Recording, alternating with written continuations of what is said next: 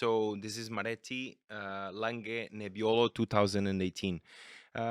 Okay, so Langhe, it's a generic appellation from Piemonte, and here we are in north west corner of Italy. It's actually my favorite red wine region in the world. Oh, wow. Well, we found out German region was your favorite white wine region. White wine, yeah, that's right. German for white wine, white wine, and Italian Nebbiolo, Piemonte, my favorite red.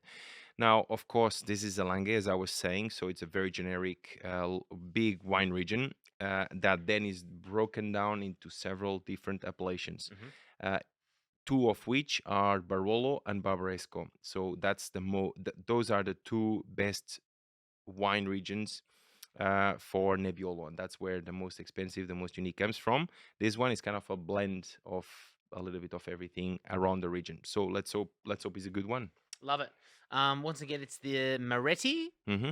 Now, you said this word Langhe. Lange, and then it's Nebbiolo 2018. Yeah, that's So right. we have popped the cork on this bottle. We picked it up from Dan's for $22.80 as Dan members. Obviously, in our price bracket. We have poured it, and the first thing we said when we poured it was, you can see a little bit of age. Yeah, well, exactly. Is that what it is? It's Because it's so that rusty edge, or the clay brick edge. the clay brick, yeah. That tells me something is aged. Yeah, that's right. That's one.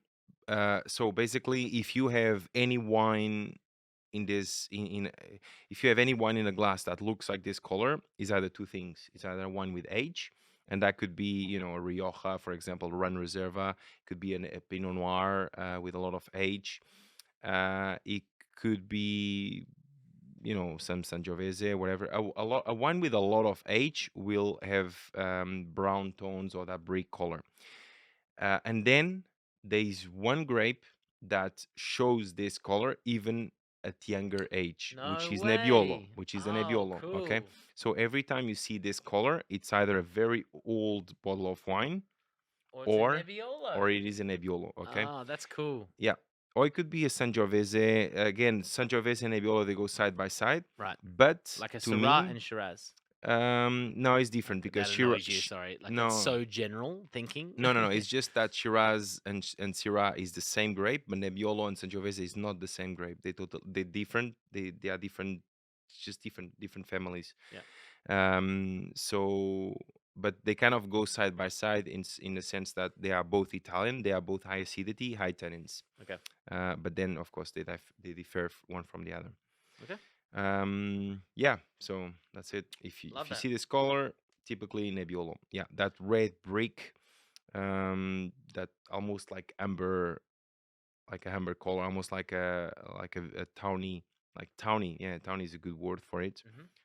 Tawny color, that very light red, and then brown Yeah. tones. Cool. A lot of brown tones. Nose. Cheers. Oh, not cheers, but On the nose, it's medium plus intensity, medium plus to high intensity.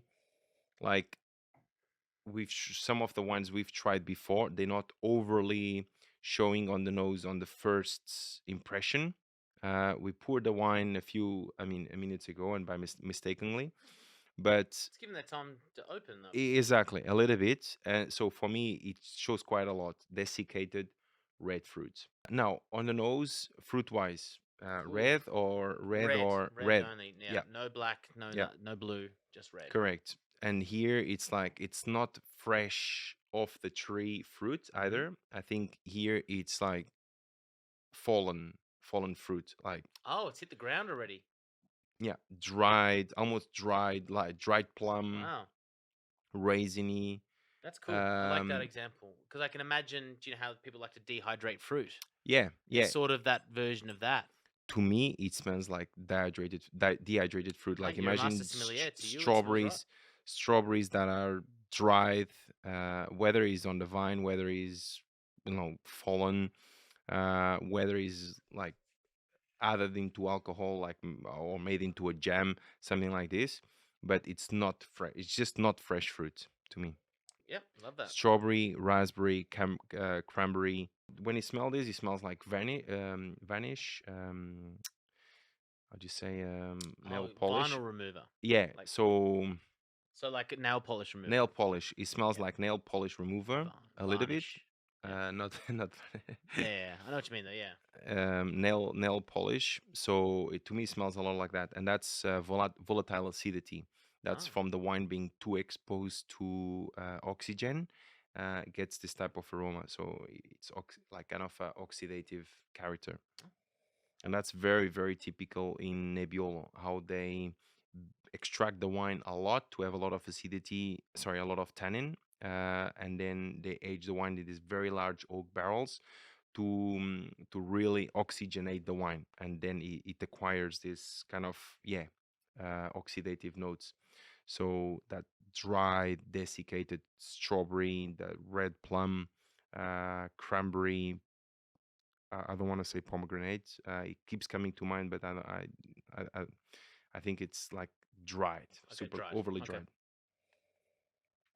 Uh, Oak, not necessarily oak. I think there's spice, but it's not coming from oak. And then I think there's that leather, leather and meaty charcuterie, cured meat. I don't think it's the greatest example of Nebbiolo, but I think it's more complex than most of the ones we've tried, which are Yeah. pretty one dimension. Yep. This is like there's herbs, there's dried fruits, there's I agree not with you. oak, but there's spices. Looking So forward to trying this. that's So right. good.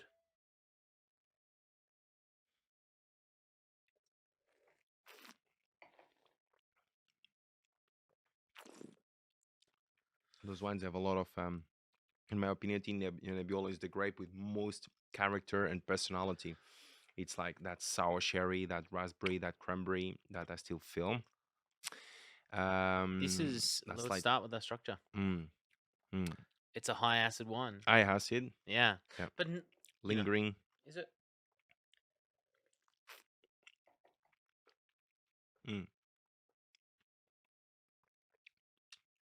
Have a sip Mm-hmm. and make it go to the front of your tongues, and the front gums will stick to you. Sorry, the front lips will stick to the gums, Oh yeah. and the acidity is like mouth watering. If you Yeah. were to spit Wow. this wine, it will keep lingering. And wow, it is sticking to my teeth. Yeah, you feel it now, And did you hear that saliva is in my mouth? Wow. right? I just had to swallow what had built up from that.